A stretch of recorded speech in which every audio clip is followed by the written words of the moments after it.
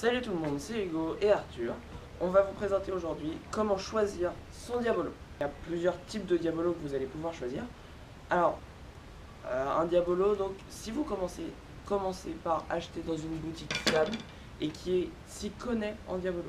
Alors moi, ce que je vais commencer par vous conseiller, ça serait prendre un Diabolo avec en fait le diamètre de cette partie-là du Diabolo qui soit égal à peu près 32 cm. Alors pourquoi 32 cm?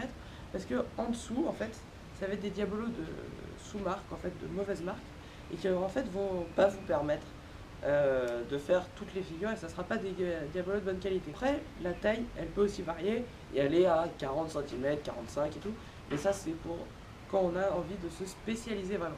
Alors nous, on est plus freestyler, on fait aussi des lancers, mais plus freestyler. Donc voilà, donc moi je vous conseille pour commencer de prendre un 32 cm.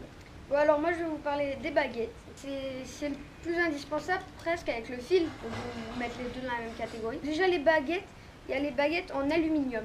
Donc surtout quand vous achetez un Diabolo, les baguettes en bois ça ne sert à rien. Pourquoi? Parce que les baguettes en bois, il y a différentes figures qu'on ne peut pas faire. Par exemple le slide où le Diabolo vient se poser sur la baguette comme ça.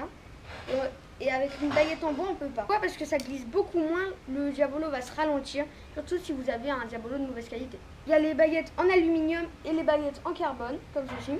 Donc, les différences, c'est que les baguettes en carbone, c'est plus gros, mais beaucoup plus léger. Et les baguettes en aluminium, c'est beaucoup plus fin, mais plus lourd. Bon, après...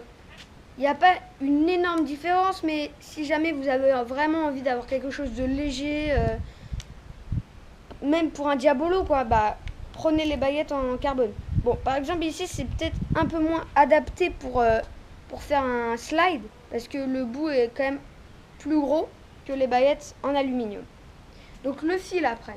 Le fil, il ne faut pas prendre une ficelle ou un fil que vous trouvez comme ça dans votre maison. Il faut prendre du fil à Diabolo. Pourquoi? Parce que ça joue énormément sur la vitesse, car le fil, donc moi par exemple là, c'est celui de Hugo et le mien, donc ça joue énormément sur la vitesse, comme je viens de le dire, et bon bah c'est vraiment super pour faire du Diabolo.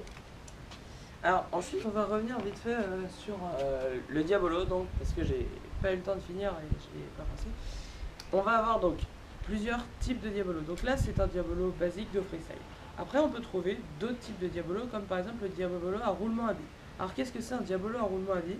C'est un Diabolo en fait où cette partie là du Diabolo va en fait comporter une bille qui va tourner à l'intérieur ici et qui va en fait permettre au Diabolo de tourner plus longtemps. Alors plus il va y avoir de billes, plus le Diabolo va tourner longtemps et donc plus ça va être avantageux.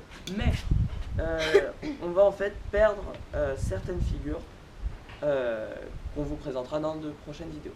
Comme par exemple l'ascenseur, que Hugo va juste vous faire une petite démonstration. Alors là donc l'ascenseur consiste juste en fait à faire monter le Diabolo comme ceci, voilà, et le faire redescendre, et le faire remonter, enfin voilà.